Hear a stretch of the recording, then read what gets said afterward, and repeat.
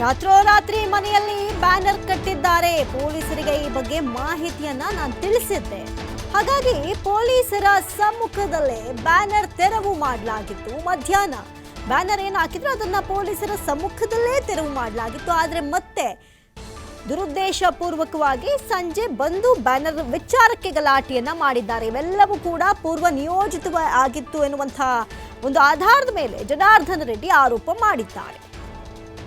ಈ ಭರತ್ ರೆಡ್ಡಿಯ ಆಪ್ತ ಸತೀಶ್ ರೆಡ್ಡಿ ಅಷ್ಟೇ. ಈ ಸತೀಶ್ ರೆಡ್ಡಿ ಅವ್ರಿಗೆ ಇಷ್ಟೊಂದು ಗನ್ಮನೆಗಳು ಯಾಕೆ? ನನಗೆ ಅವ್ರ ಬಗ್ಗೆ ಗೊತ್ತಿಲ್ಲ, ಅದಕ್ಕೆ ನಿಮ್ಮನ್ನೇ ಕೇಳ್ತಾ ಇದ್ದೀನಿ. ಸತೀಶ್ ರೆಡ್ಡಿ ಅವರ ಆಪ್ತ ಅಂತೆ, ಏನೋ ಪಿ ಏನೋ ಇನ್ನೊಂದು ಏನೋ ಇರ್ಬೇಕು, ನಮಗೆ ಗೊತ್ತಿಲ್ಲ. ಅದು ಇಷ್ಟು ಗನ್ಮನೆಗಳ ಅವಶ್ಯಕತೆ ಏನಿದೆ? 3-4 ಜನ ಗನ್ಮನೆಗಳ ಅವಶ್ಯಕತೆ ಏನಿದೆ?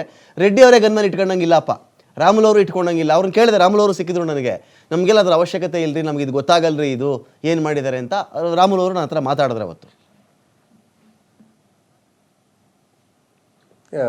ರಮಾಕಾಂತ್, ನಾವು ರಾಜಕೀಯದಲ್ಲಿ 30 ವರ್ಷಗಳಿಂದ ನಾವು ಮಾಡ್ತಾ ಇದ್ದೀವಿ.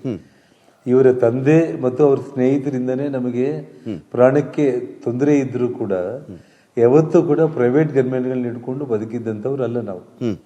ನಾವು ಏನಿದ್ರು ಕೂಡ ಜನಪರವಾಗಿ ಜನಗಳನ್ನ ಜೊತೆಯಲ್ಲಿ ಇಟ್ಕೊಂಡು ಹೋರಾಟ ಮಾಡಿ ರಾಜಕೀಯದಲ್ಲಿ ಮುಂದೆ ಬಂದಿರುವಂತವ್ರು. ನನಗೆ 3 ಗನ್ಮ್ಯಾನ್ಗಳಿದ್ದಾರೆ ರಮಾಕಾಂತ್, ಗೌರ್ಮೆಂಟ್ ಗನ್ಮ್ಯಾನ್ಗಳು. ನನ್ನ ಶ್ರೀಮತಿಗೆ ಕೇವಲ 2 ತಿಂಗಳ ಹಿಂದೆ ಒಬ್ಬ ಗನ್ಮ್ಯಾನ್ ಕೊಟ್ಟಿದ್ದಾರೆ. ಸೊ 4 ಮಂದಿ ಗನ್ಮ್ಯಾನ್ಗಳು. ಶ್ರೀರಾಮುಲು ಅವರಿಗೆ 2 ಗನ್ಮ್ಯಾನ್ಗಳಿದ್ದಾರೆ. ನನ್ನ ಸಹೋದರ ಸೋಮಶೇಖರ್ ರೆಡ್ಡಿ ಅವರಿಗೆ ಒಬ್ಬ ಗನ್ಮ್ಯಾನ್ ಇದ್ದಾರೆ.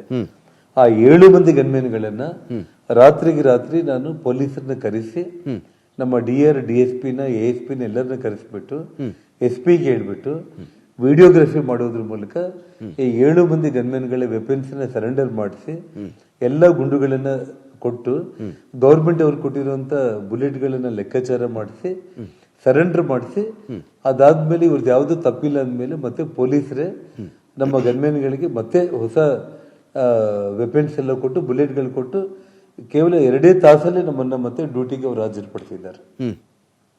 ಸೊ ಈ ಪ್ರೈವೇಟ್ ಗನ್ಮ್ಯಾನ್ ಸಂಸ್ಕೃತಿ ಅನ್ನುವಂಥದ್ದು ನಾವು ಯಾವಾಗ್ಲೂ 20 ವರ್ಷದ ಹಿಂದೆ ಬಿಹಾರಲ್ಲಿ ನಾವೇನು ಲಾಲು ಪ್ರಸಾದ್ ಯಾದವ್ ಅವರ ಸರ್ಕಾರದಲ್ಲಿ ನೋಡ್ತಾ ಇದೀವಿ ಬಿಹಾರ್ ಸಂಸ್ಕೃತಿ ಅಂತ ಹೇಳಿ, ಲೇಟೆಸ್ಟ್ ಆಗಿ ಕರ್ನಾಟಕಕ್ಕೆ ಇವತ್ತು ಈ ಕಾಂಗ್ರೆಸ್ ಪಕ್ಷದ ನಾರಾ ಭರತ್ ರೆಡ್ಡಿ ತಗೊಂಡು ಬಂದಿರುವಂತದ್ದು.